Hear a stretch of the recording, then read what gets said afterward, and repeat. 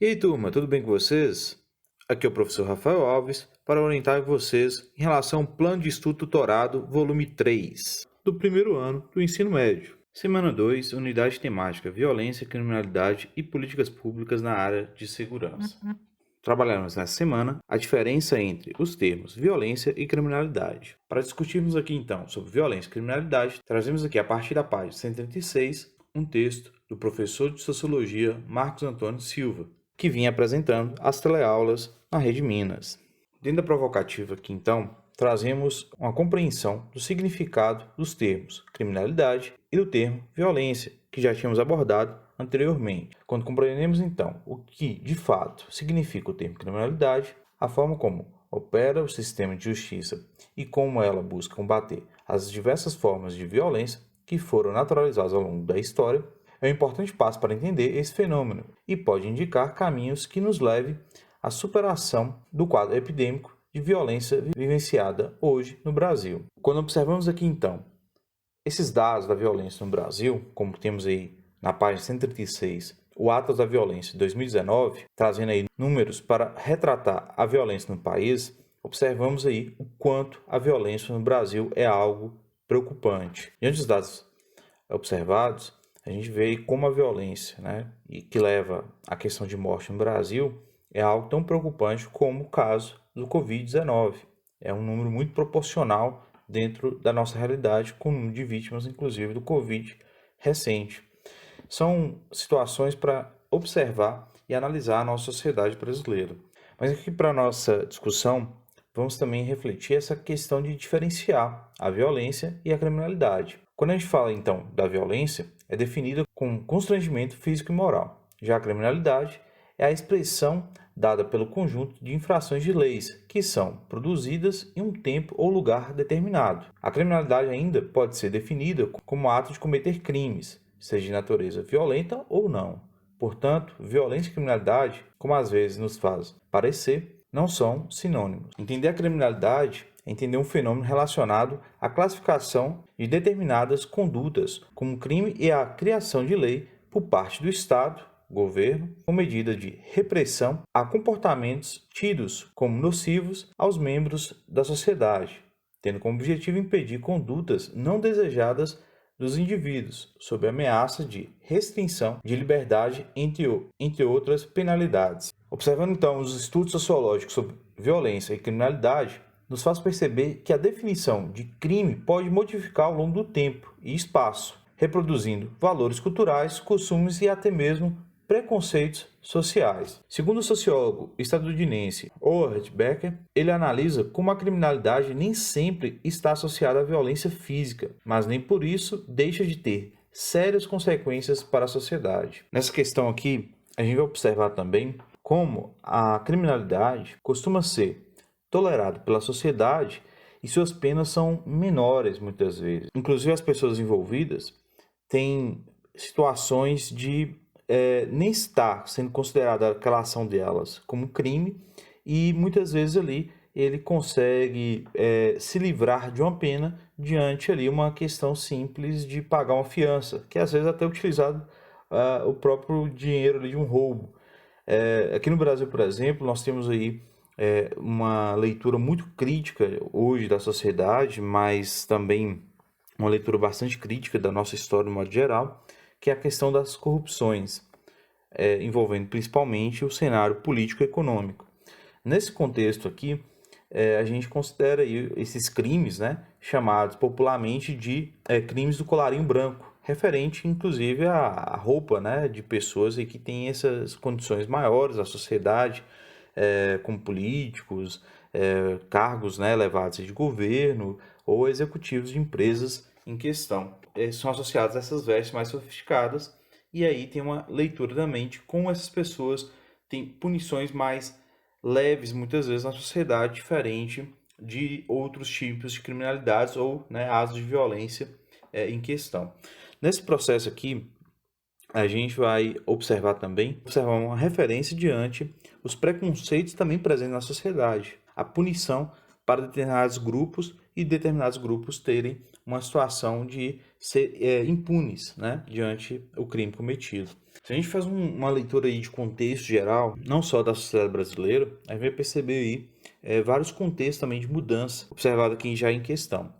Como, por exemplo, observar as leis de segregação racial passaram a ser executadas a partir do final do século XIX e teve forte vigor no século XX, em exemplos como a Alemanha nazista, com a perseguição de judeus, na África do Sul, com o apartheid, a separação das cidades sul-africanas com bairros brancos e negros, e foi também presente isso nos Estados Unidos. Observando então esse contexto histórico dos Estados Unidos aqui, a gente observa nessa nação que é símbolo, né, de modelo de democracia ocidental, colocada em questão aqui como, né, lá na década de 1960, por exemplo, esse país convivia com uma legislação que instituía a violência racial como algo naturalizado. E aí a gente percebe aqui, nesse contexto, como, naquele momento, a ação de preconceito racial, a separação do espaço para negros e para brancos, uma divisão claríssima de segregação racial, era legitimada pelo próprio Estado. Algo para a gente observar aqui e trazer uma análise bastante crítica aqui também. E esse contexto, que até a década de 60, né, a partir de várias lutas e participações aí do movimento negro nos Estados Unidos para derrubar essas leis que tinha aí uma legislação racial no país, ainda é infelizmente presente na sociedade, não só dos Estados Unidos, mas do mundo todo. E aí, no caso dos Estados Unidos em questão, a gente percebe aqui como ainda essa violência institucional contra a população negra está presente. E o caso mais recente, com a morte bruta, né, a partir de uma violência policial nos Estados Unidos diante um segurança, que é o George Floyd, houve ali uma caracterização dessa violência institucional marcada pelo racismo nos Estados Unidos. E a gente tem que trazer aqui em questão que essa naturalização via legislação de forma de violências motivadas pela questão de gênero também são recorrentes, inclusive na atualidade.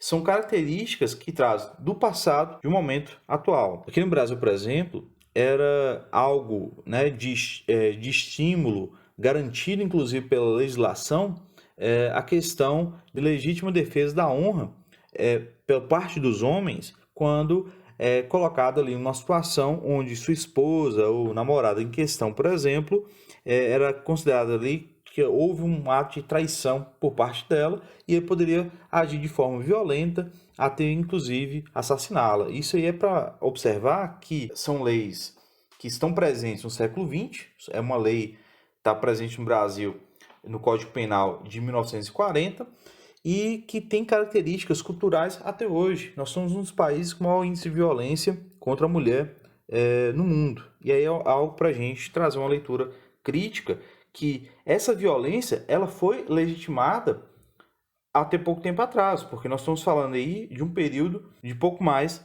de 80 anos, que tem características ainda presentes na nossa sociedade, que ainda é algo muito intenso na nossa sociedade. Por mais que hoje existe uma punidade maior, por mais que hoje tem leis ali mais rigorosas, inclusive com condenações mais rigorosas, ainda há algo presente na nossa sociedade, na visão principalmente marcada pelo machismo, pelo patriarcalismo, de que o homem acha que tem o direito de agir extremamente de forma violenta, até inclusive levar à morte de sua esposa ou companheira ali em questão, por um ato de ciúmes dele, por achar que ele está sendo ali ofendido a honra dele, principalmente se a mulher decidir largar o casamento, né, ou um namoro, é algo muito presente, felizmente, na nossa cultura e, inclusive, foi marcado por algo legitimado pelo Estado há 80 anos atrás. Então, são coisas para a gente colocar uma leitura bastante crítica presente nessa questão da criminalidade e da violência aqui em questão.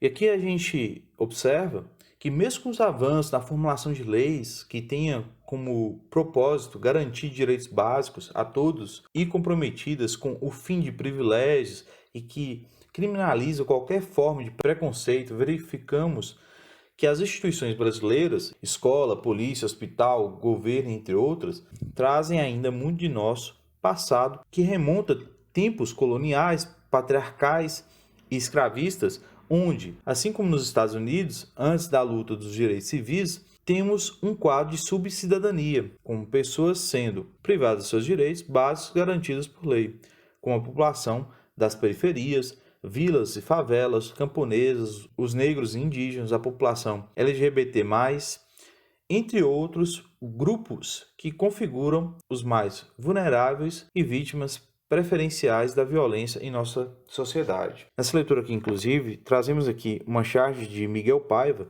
onde retrata essa violação presente em nossa sociedade. Temos aí uma família, né? Aparentemente aí uma família em situação de rua, onde um pai lê na Constituição e se referindo: todo brasileiro tem direito à moradia. Logo em sequência, a sua esposa argumenta: agora lê aquele pedaço bonito que fala de comida e saúde. É percebido aqui uma crítica muito clara da nossa realidade, onde nós temos muita gente sendo privada dos seus direitos básicos, como moradia, saúde, alimentação. Aqui nós temos uma forma crítica de observar a nossa realidade aqui no Brasil. Na nossa proposta, inclusive, aqui, é entender a participação também da população e uma colocação crítica da realidade não só no Brasil, mas no mundo. Esse caso dos Estados Unidos em relação a George Floyd também nos coloca aqui uma reflexão do nosso contexto brasileiro. O lema colocado nas manifestações Vidas Negras Importam, por exemplo, traz uma leitura crítica da nossa realidade também, onde nós temos alto índice de violência contra a população negra, desde casos como o desaparecimento do pedreiro Amarildo de Souza, lá em 2013, como casos mais recentes, como o músico Evaldo dos Santos, que foi assassinado brutalmente pelo Exército Brasileiro com mais de 80 tiros por ser enganado ali como criminoso, ou casos também como os adolescentes João Pedro Matos e a menina Águeda Félix, que também, numa situação de abordagem policial na periferia, sai atirando e assassinando, inclusive, jovens e crianças que não estão envolvidos com o crime. É algo para a gente trazer uma leitura crítica também de entender que todos esses indivíduos em questão são de origens negras no Brasil, ou seja, os pretos e os pardos. É um olhar crítico que a gente tem que trazer na nossa realidade brasileira para entender também as injustiças causadas pelo próprio Estado, que tem ações criminosas dos seus agentes. Segundo o sociólogo Sérgio Adorno, sociedades como a brasileira, onde convivemos com altos índices de exclusão e desigualdade social, a violência passa a ser algo que nos divide. Os especialistas em estudos sobre criminalidade e violência argumentam que o caminho mais seguro para a superação das diversas formas de violência em que nos acostumamos a presenciar cotidianamente seria a inclusão social dos indivíduos que foram historicamente excluídos. Portanto, a implementação de políticas públicas que garanta a todos direitos básicos como serviços dignos de saúde, educação, lazer, garantia de emprego, moradia, entre outros direitos, e o combater de privilégios se configuram com medidas ao médio e longo prazo, muito mais eficazes do que a defesa de soluções mágicas, como a formulação de leis mais rígidas, como a redução da maioridade penal, pena de morte, prisão perpétua, entre outras. Percebemos a relevância dessas argumentações ao analisarmos que países que garantem esses direitos à população e apresentam menores índices de desigualdade são os locais onde presenciamos os menores índices de crimes violentos. Essa leitura aqui nos traz uma situação também bastante crítica da ação em relação às propostas, de governos para combater as violências no país. O Brasil está entre os países com maior índice de presos no mundo. O Brasil é também um dos países que mais tem índice de assassinatos pela polícia. Inclusive, é um dos países que mais tem casos também de polícias assassinadas. Então, todo esse processo de prisões, de toda essa violência imposta também diante a forma de combater a criminalidade, acaba gerando apenas índices maiores de pontos negativos, como os casos aqui de assassinatos, tanto dos agentes policiais, quanto também por parte dos agentes policiais, a população em geral, que muitas vezes nem está ligado a casos de criminalidade. Sem contar que nós temos presídios superlotados que não têm sequer garantia que aquele indivíduo, pós período ali de prisão, vai ter uma garantia melhor de vida para não retornar para aquele ambiente. Então, quando a gente está colocando essa base feita aqui, nessa leitura aqui do Sérgio Adorno, é algo para a gente trazer uma reflexão. É parte e papel fundamental do Estado essa criação de políticas públicas para garantia desses serviços básicos, que assim, a um período de médio a longo prazo, teremos muito mais garantia de combater a criminalidade, a violência e as desigualdades do que radicalizar com reduções de maioridade penal, que sabemos que a intenção disso não é, de fato, acabar com a criminalidade mesmo, porque a gente sabe que quanto mais gente presa no Brasil, parece que aumenta mais ainda o caso de criminalidade. E também essa questão de pena de morte, que inclusive envolve várias contradições, porque depende para quem. Voltando à discussão dos privilégios que já mencionamos. Por fim, refletir esses casos é observar e buscar por uma sociedade de fato justa, vai bem além da formulação de leis que garantam direitos básicos de toda a população. Nessa questão aqui, é importante observarmos e trazermos uma crítica dessa naturalização de privilégios no Brasil, observando também, inclusive, como essa violência e essa criminalização em contextos históricos, contribuíram para esse processo de desigualdade e de uma criminalização, de uma exclusão na sociedade. Então, refletir essa questão aqui, entender que para que essas leis também sejam mais justas, é importante a nossa ação enquanto indivíduo, colocando em questão a nossa própria Constituição Federal, considerada inclusive como a Constituição Cidadã, a Constituição de 1988, ela tem leis muito significativas para a garantia básica desses direitos sociais, da democracia e da cidadania. Porém, ela se limita diante a garantia para a população, mas também o papel da população de reconhecer a Constituição para se colocar e buscar a garantia desses direitos em nossa sociedade. Dentro dessa proposta dessa semana, inclusive, nós temos aí algumas dicas bem interessantes em relação a essa discussão. São 3 vídeos aí para vocês, que tem no material a dica, que vocês vão inclusive ter o acesso a partir do YouTube, onde nós temos aí uma discussão bastante interessante. Dentre esses aqui eu destaco inclusive o documentário Falcão, Meninos do Tráfico, uma leitura bastante crítica para observarmos a nossa realidade brasileira diante um processo, um fenômeno marcado pela violência, pela exclusão social, pelos preconceitos da sociedade brasileira. Pessoal, então dando continuidade aí, temos aí as atividades da semana 2. Como sempre menciono, não é necessário copiar as perguntas, apenas responder. Segue inclusive um modelo aí para vocês de gabarito. Então, para ajudar vocês, vamos aí para as orientações das atividades. Questão 1. UEL 2015. Sobre violência e criminalidade no Brasil, assinale a alternativa correta. Nessa questão, busquem refletir a propósito do texto do professor Marcos Silva e a nossa análise aqui do texto no vídeo, para refletir essa questão.